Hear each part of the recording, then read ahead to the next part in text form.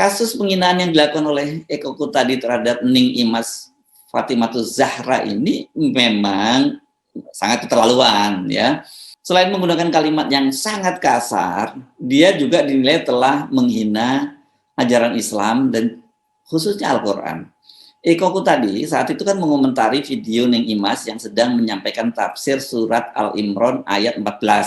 Dan ini rujukannya adalah pada tafsir Ibnu Katsir. Dalam video yang diunggah di channel NU Online itu, saat itu Ning Imas menjelaskan soal imbalan atau pahala bagi pria dan wanita yang soleh dan solehah kelak di surga. Saya mungkin bacakan saja transkripnya sedikit ya. Jadi sebetulnya orientasi kenikmatan tertinggi bagi laki-laki itu adalah perempuan. Makanya hadiahnya diganti surga nanti adalah bidadari. Tapi kalau perempuan tidak, perempuan di surga nanti kenikmatannya tertinggi bukan laki-laki. Makanya tidak ada bidadara, tidak ada. Perhiasan, perempuan itu menyukai perhiasan, hal-hal yang indah karena dia sendiri perhiasan dan dia menyukai perhiasan. Di surga nanti perempuan yang diiming-imingi diberikan perhiasan yang luar biasa dan tidak bisa ditasawurkan keindahannya di dunia ini. Hanya bisa diketahui nanti di surga, karena hal tersebut memang sudah ciptaannya demikian. Laki-laki orientasinya tertinggi adalah perempuan, hanya karena perempuan, kemudian laki-laki bisa menghilangkan cara, kata dia gitu. Ini kan sebenarnya ini adalah tamsil ya, saya kira pada waktu itu kita kalau disampaikan keindahan tentang surga yang dideskripsikan dengan real gitu, mungkin sampai sekarang kan kita nggak sampai. Bener juga kalau laki-laki orientasi perempuan ya selalu diomongkan saja bidadari, perempuan ya perhiasan. Ini kan tamsil, jadi kalau kemudian yang orang yang tidak punya keahlian di bidang itu kemudian ikut campur, ini kan jadi persoalan ya. Potongan video itulah yang dikomentari oleh Eko Kuntadi. Jadi dia tweet begini, jadi bidadari itu bukan perempuan. Tolol tingkat kadal, hidup kok cuma mimpi. Mohon maaf ini saya kutip kalimatnya, walaupun ini sebenarnya nggak pantas. Ini selangkangan dia men-tweet begitu pada tanggal 13 September lalu. Kalimat kasar itu saya kira tidak perlu kita tafsirkan lebih jauh ya. Selain menggunakan kosakata yang tidak senonoh, dia juga menggunakan kosakata kadal, sebuah kosakata yang selama ini selalu disematkan pada umat Islam yang bersikap oposisi kepada pemerintah. Ya kan, ini kadal gurun atau kadrun. Nah, ini mereka dengan mudah setiap saat menyebut soal ini. Cuitan itu kemudian mengundang kemarahan yang sangat luas di kalangan warga Nahdliyin. Pengurus cabang, pengurus Banser Ansor, dan tokoh perorangan NU itu menyatakan kemarahannya.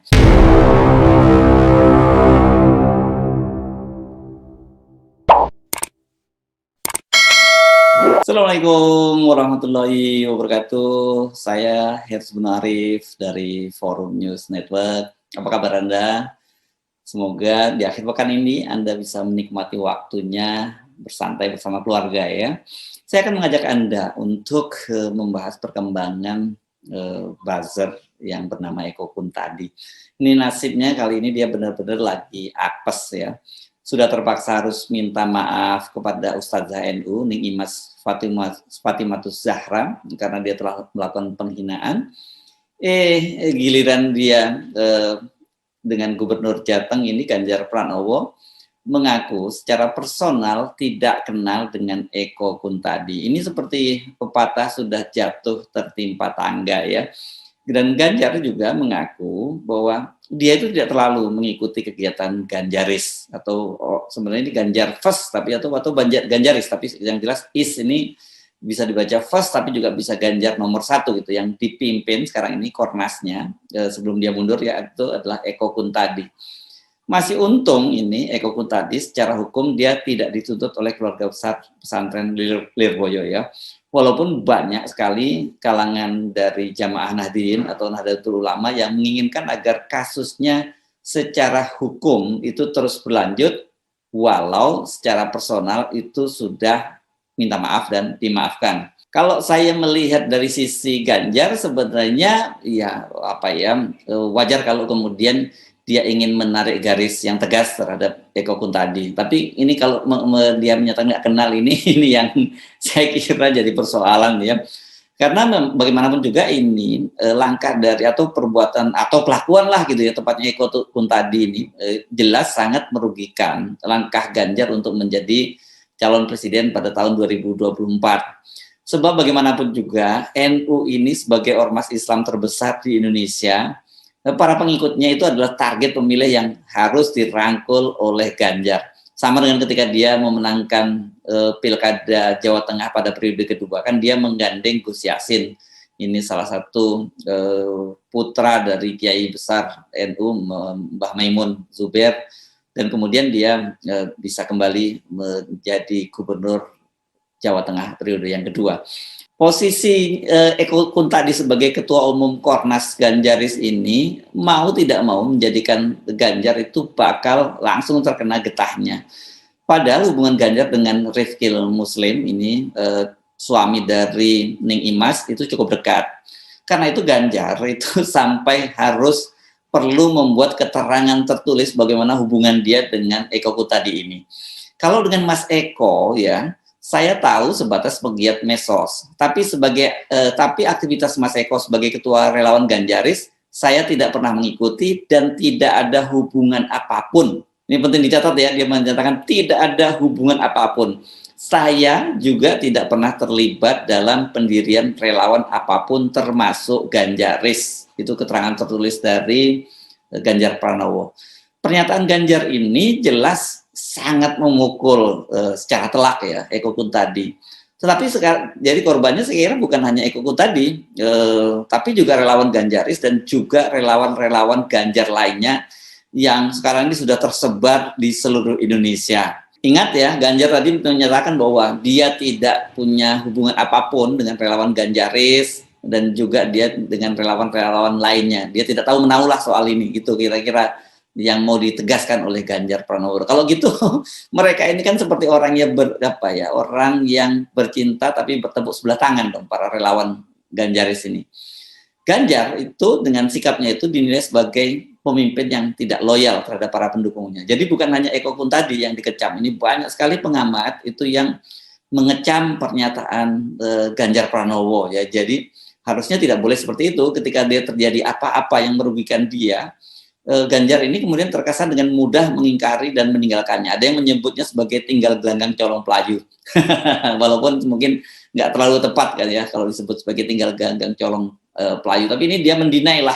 Ini kayak sikap dari intelijen gitu, ketika terjadi ada agen-agennya tertangkap, dia tidak mengakui, mendinai. Tapi kalau intelijen kan tidak mengkonfirmasi dan tidak mendinai. Kalau ini dia mengkonfirmasi bahwa dia dia tidak kenal, dan kedua dia mendinai bahwa dia tidak mendirikan, dia bukan Ganjaris, itu bukan bagian dari tim yang dia bentuk gitu.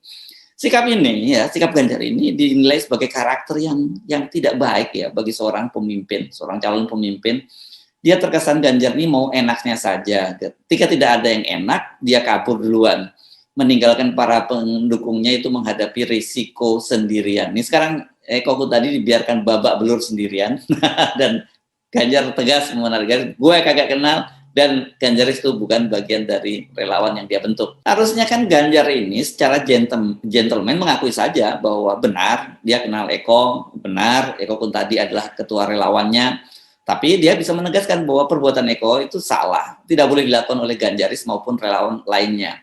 Ini kan lebih gentle gitu ya. Apalagi kalau dia nambahkan misalnya garis politik Ganjar itu adalah bersahabat dengan semua elemen dan menjaga keutuhan bangsa, tidak memproduksi narasi pembelahan. Ini kan karena yang dilakukan Eko Kuntadi dan para buzzer ini kan selalu memproduksi narasi pembelahan, dan orang kemudian memang mengkait-kaitkan dia nanti kalau Ganjar itu jadi presiden, nggak lebih lah seperti yang terjadi pada masa Pak Jokowi ini, pembelahan antar elemen bangsa itu terjadi sangat dalam gitu ya. Nah ini harusnya mestinya Ganjar mendeklar semacam itu, bukan kemudian dia menyatakan bahwa tidak kenal, kemudian Ganjaris maupun relawannya itu bukan dia yang membentuk gitu. Harusnya akui saja, dan kemudian atas nama pribadi Ganjar juga minta maaf dan memastikan hal serupa tidak terulang. Itu kan akan lebih gentle ya. Kalau ini dia menyatakan tidak kenal atau mengaku hanya mengenalnya sebagai pegiat medsos, ini kan sama aja lah ya. Aja gue tahu lah tapi nggak terlalu kenal, kira-kira gitulah. Ini kan kesannya tidak gentle, sekaligus nggak membangun kohesi dan solidaritas di kalangan para pendukungnya. Padahal ini penting ya.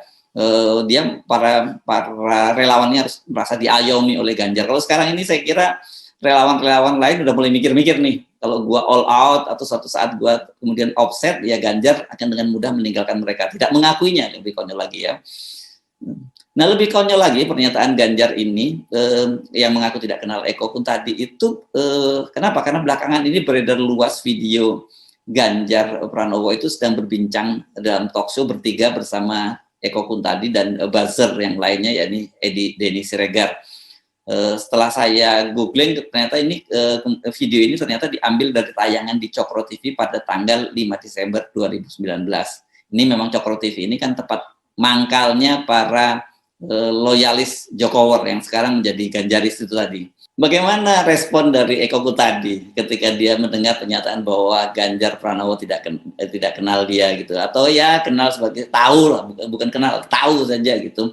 Dia melalui cuitannya di akun Twitternya itu pada hari Sabtu kemarin, dia menyatakan, saya kenal Pak Ganjar, tapi sepertinya Pak Ganjar ya nggak kenal saya secara pribadi. Ini apes bener ya.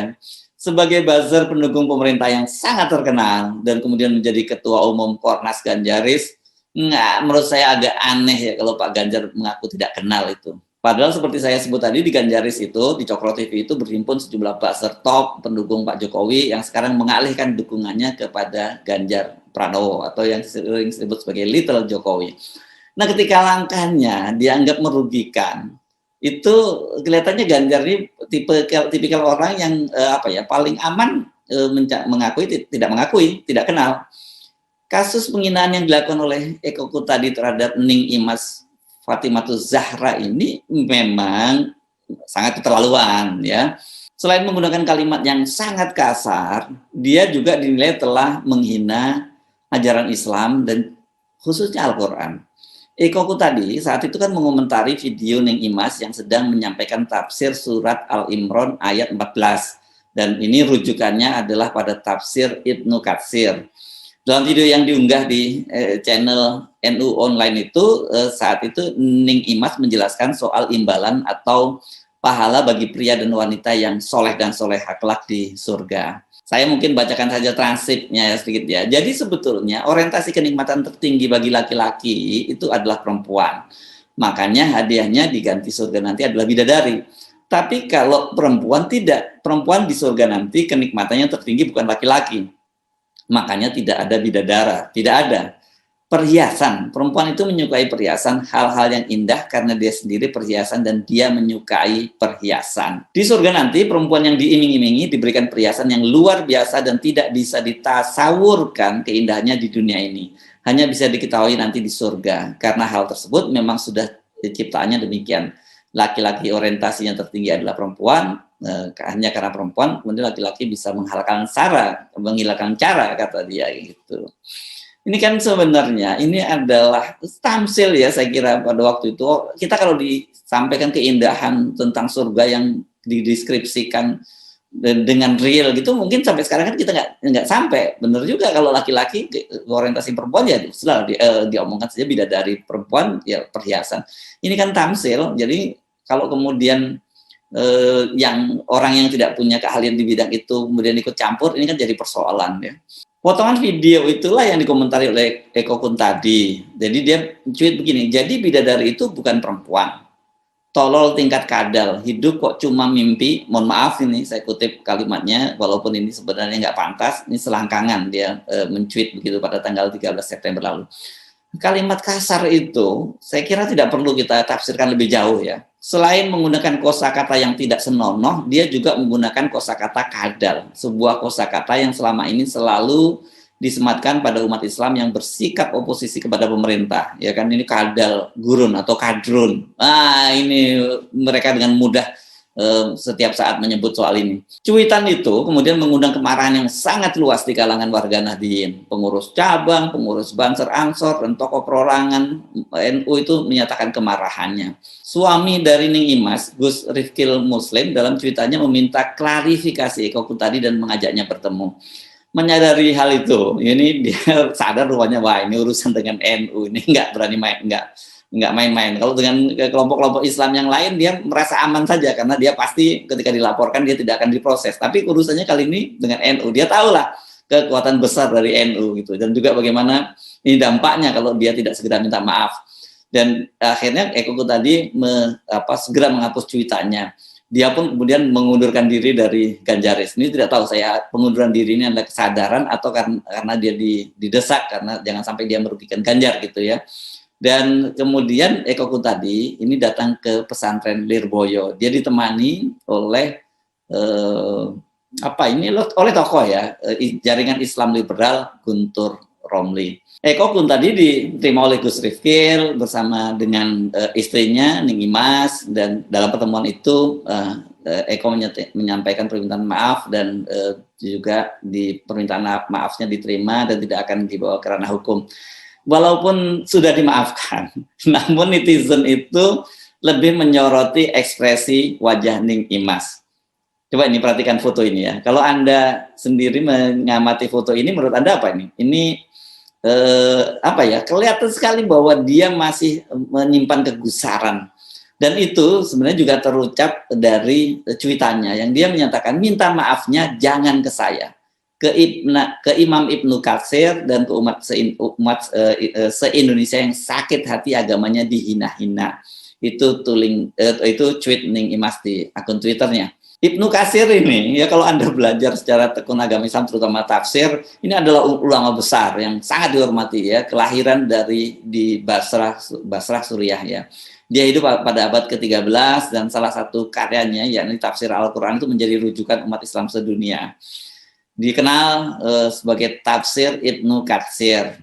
Nah, Ning Imas benar, bukan hanya dia secara pribadi yang tersakiti. Ucapan Eko tadi ini kan menghina keilmuan Ibnu Katsir sekaligus juga Islam. Eko telah menghina Al-Quran. Ini karena ini adalah teks dalam Al-Quran, jadi kitab suci umat Islam.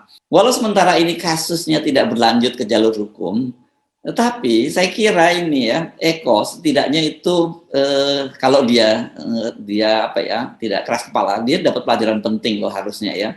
Dalam politik itu ya, tidak ada yang abadi kecuali kepentingan. Ketika kepentingannya sudah tidak ada lagi atau bahkan merugikan kepentingan orang yang dibelanya, maka dia akan ditinggalkan. Karena itu jangan salahkan, jangan marah kalau kemudian Ganjar mengaku tidak kenal. Nanti biarkan saja netizen dan publik yang menilai benarkah pengakuan dari Ganjar itu. Jadi semua digital itu, tindakan ada di digital itu memang meninggalkan meninggalkan jejaknya. Cuitan Anda walaupun dihapus itu tentang Ning Imas itu sudah di screenshot di mana-mana dan tetap menyebar dan tetap hidup sampai kapanpun juga. Pernyataan Pak Ganjar yang tidak mengenal Anda itu juga netizen juga menilainya sendiri, karena tadi kan ada video Pak Ganjar bersama Anda dengan Denny Siregar gitu ya. Saya tidak tahu apa yang terjadi nanti kalau sekali waktu nanti Denny Siregar ini buzzer juga yang juga Ganjaris ini membuat blunder. Apakah Pak Ganjar juga akan melakukan yang langkah dan bersikap sama seperti yang dia tunjukkan pada Eko Kun tadi. Saya Haris Munarif dari Forum News Network. Sampai jumpa lagi. Selamat menikmati akhir pekan yang tersisa. Wassalamualaikum warahmatullahi wabarakatuh.